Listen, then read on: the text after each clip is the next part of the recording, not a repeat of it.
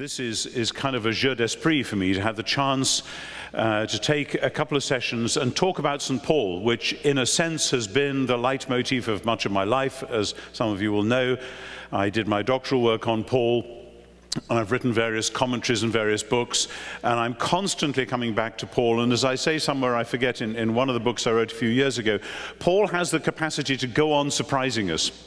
To go on just when you think, yep, we've got Paul sorted out, then there's a bit which comes back around the side and you say, oh my goodness, there's all this, and I hadn't really noticed that, and maybe that makes even more of a difference. And what I want to do with you this morning in these two sessions, and I'm not actually quite sure how they're going to divide because it depends on the pace we go and various things, I'm going to talk about Paul and the kingdom of God, which may be counterintuitive to many people because the phrase kingdom of God doesn't occur very often in Paul, and when it does occur, it doesn't appear to be, mostly, a major theme, something he is expounding. It seems to be something, when he refers to it, that he just takes for granted, and it's a throwaway remark almost, that certain people won't inherit the kingdom of God, or the kingdom of God doesn't mean food and drink or whatever.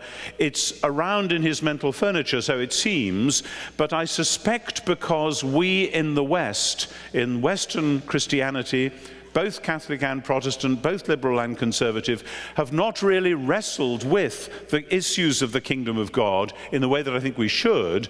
We have often screened out the Pauline message about the kingdom, when I'm going to say that actually this is one of the messages we badly need in tomorrow's world.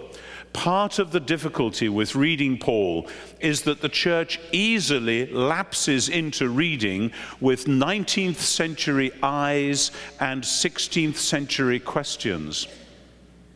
And it's time to read with 1st century eyes and 21st century questions. Not that the 16th century asked the wrong questions for its time, not that it gave the wrong answers to those questions, but that so much has changed. We live in a world which is changing faster and faster, and indeed change itself is changing, as has often been said.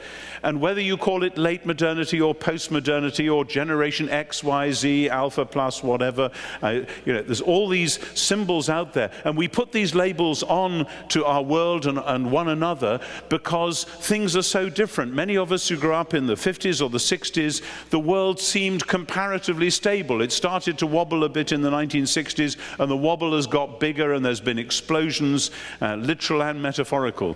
And many Christians faced with that really find themselves almost nostalgically saying, it would be so much easier to go back to the Paul we used to know.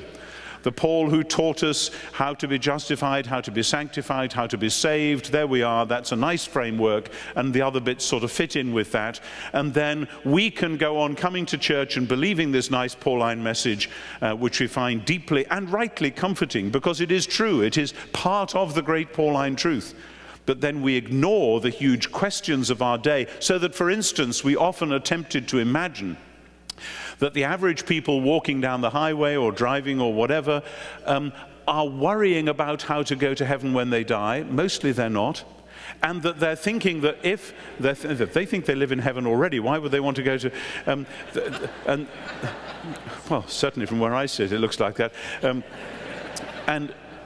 And then secondly, that they're actually thinking, if I'm going to go to heaven, I need to earn my passage there by doing good works to please God. That's the kind of Reformation rhetoric which many churches have got, to assume that everyone is A, wanting to go to heaven, and B, wanting to earn their passage there, and we have to tell them that that's the wrong way of doing it. Now, if you do meet somebody who thinks that they have to earn their passage to heaven, then please take Paul in both hands and hit them over the head with him, because they need to know that that's just the wrong way of going about it. So I'm not saying forget what you learned from the reformers. What I am saying is that Paul has so much more, and that in that so much more, there is so much more which relates much more directly to where human beings really are today. Now, I spent quite a bit of time this last week at Fuller Seminary talking about tomorrow's world and how it's being shaped and how the biblical vision of God's mission relates to that.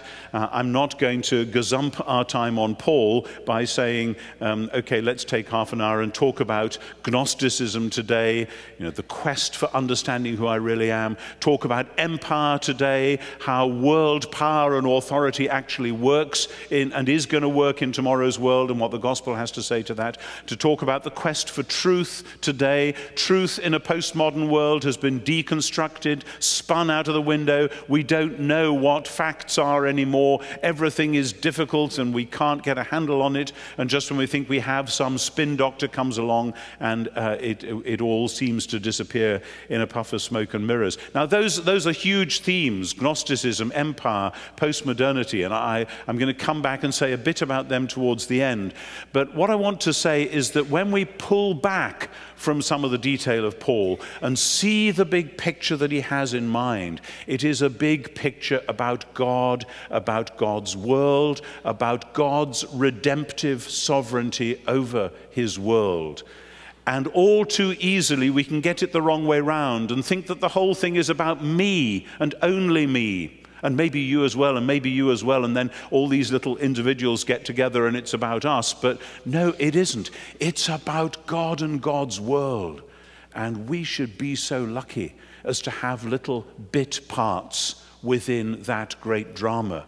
It's time to let Paul set the agenda, and it's time to let the Reformers' emphasis on grace, that all is of God, apply to our perception of the subject matter of Paul as well.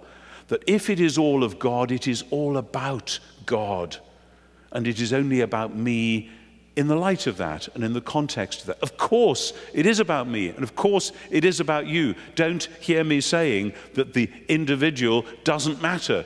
We each do matter. We each are infinitely precious to God, but it is all about God.